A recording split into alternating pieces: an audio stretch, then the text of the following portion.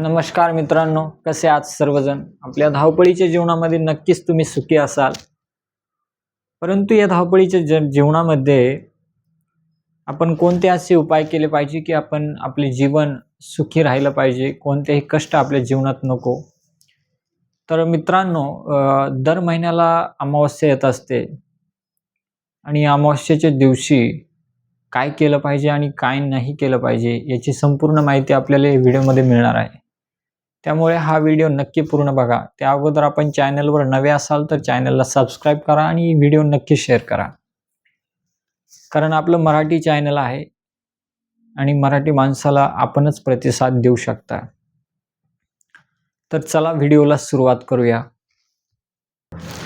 तर मित्रांनो, ही अमावस्या सुरू होत आहे शनिवारी दिनांक 30 नोव्हेंबर सकाळी 10:29 ते 1 डिसेंबर सकाळी 12 वाजेपर्यंत ही अमावस्या असणार आहे. म्हणजे शनिवार आणि रविवार ही 2 दिवस अमावस्या आहे.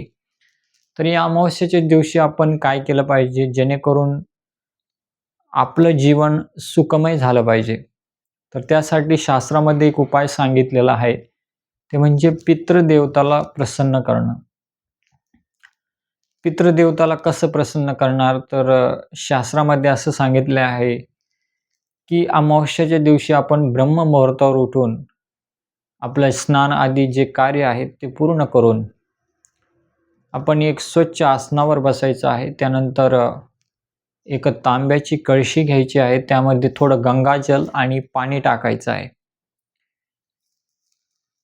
पाणी टाकल्यानंतर तो कळस आपल्या समोर ठेवायचा आहे आणि भगवद्गीता, प्रत्येकाच्या घरी भगवद्गीता असेलच, तर ती भगवद्गीतेचा 7वा अध्यायाचा पाठ अर्थसहित करायचा आहे. आणि हा पाठ केल्यानंतर मनोमन संकल्प करायचा आहे की आम्ही हा जो पाठ केला आहे याचे जे पुण्य आहे ते आम्ही पितृदेवताला अर्पण करत आहोत आणि त्यांच्यासाठीच आम्ही हे भगवद्गीतेचा 7व्या अध्यायाचा पाठ केला आहे. आणि आमच्याकडून कळत नकळत जी काही पापे झाली असतील ती नष्ट व्हावी यासाठी आम्ही हे भगवद्गीतेचा पाठ केलेला आहे. असा मनोमन संकल्प करून हा पाठ केल्यानंतर आपल्याला ते गंगाजल, म्हणजे गंगाजल मिश्रित जल आहे तांब्याच्या कळशीमध्ये, ते घेऊन दक्षिण दिशेकडे तोंड करून ते आपल्याला अर्पण करायचं आहे. ते आपण सूर्यदेवताला अर्पण करू शकतो आणि प्रार्थना करायची आहे की आम्ही जो पाठ केला आहे हे सूर्य भगवंता, हे देवी देवता, तर हे जे पुण्य आहे ते आमच्या पितृदेवतांपर्यंत पोहोचावं अशीच आपल्याला विनंती करतो. असे मनोमन भाव करून अर्पण करून ते वाहून द्यायचं आहे. हा उपाय केल्यानंतर नक्कीच आपलं जीवन सुखमय होणार आहे. कारण हा शास्त्रामधला उपाय आहे आणि दिव्य साधू संतांनी हा उपाय आपल्याला दिला आहे. त्यानंतर महत्त्वाची गोष्ट म्हणजे या दिवशी आपल्याला जे गोरगरीब असतील त्यांना आवश्यकतेनुसार आपण भोजन देऊ शकतो, वस्त्रदान करू शकतो. आता थंडीचे दिवस आहे तर त्यांना आपण ब्लँकेट पण देऊ शकतो. त्यांची आवश्यकता जर आपण पूर्ण करू शकलो तर त्यांचा जो अंतरात्मा आहे तो आपल्यावर खुश होईल. आणि वासुदेव सर्वमिती सम आत्मा सुदुर्लभ, म्हणजे वासुदेव सर्वत्र आहे आणि वासुदेव तर पितृदेवतांमध्ये आहे, पितृलोकात आहे, सगळ्यांमध्ये आहे. तर ते पितृ आपल्यावर प्रसन्न होतील, वासुदेव आपल्यावर प्रसन्न होईल आणि आपलं जीवन सुखमय होईल. त्यानंतर आपण या दिवशी गोमातेचं दर्शन करू शकतो, गोमातेला नैवेद्य देऊ शकतो. परंतु या दिवशी आपल्याला काय नाही करायचे ही खूप महत्त्वाची गोष्ट आहे. या दिवशी आपल्याला कोणत्याही झाडाचं पान तोडायचं नाहीये. महत्त्वाचं म्हणजे तुळशीचं पान नाही तोडायचं, बेलाचं नाही तोडायचं, पिंपळाचं नाही तोडायचं.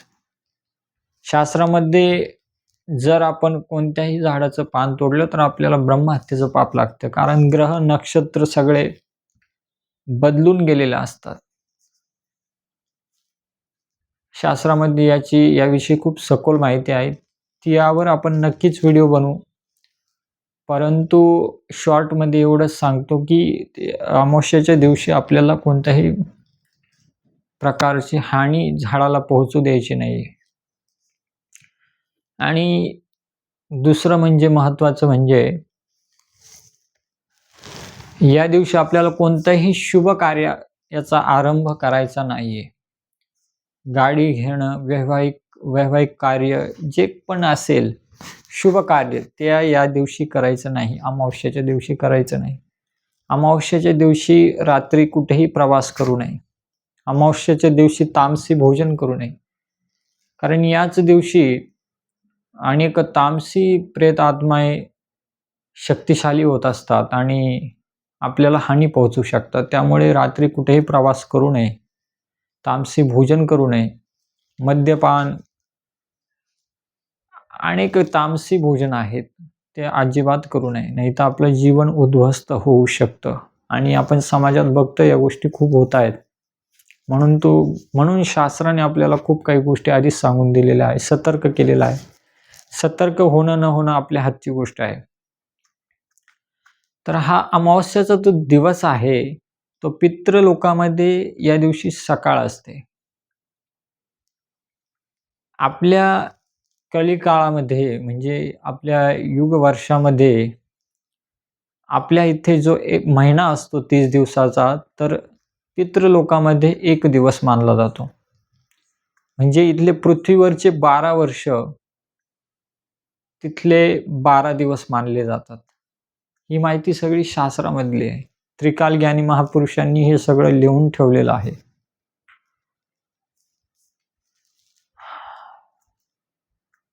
खूप काही गोष्टी आहेत सांगण्यासारख्या.